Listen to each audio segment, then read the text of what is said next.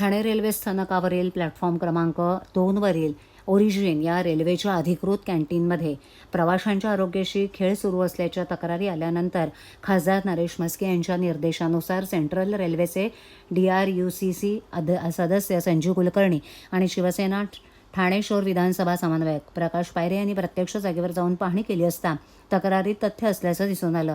याची गंभीर दखल घेत ठाण्याचे खासदार नरेश म्हस्के यांनी मध्य रेल्वेचे विभागीय रेल्वे प्रबंधकांना निवेदन देत तात्काळ कठोर कारवाईची मागणी केली आहे. ठाणे रेल्वे स्थानकातील कॅन्टीन आणि किचन परिसर अत्यंत अस्वच्छ अवस्थेत असून अन्न सुरक्षा आणि मानके प्राधिकरणाच्या नियमांचं पालन होत नसल्याचं दिसून आलं.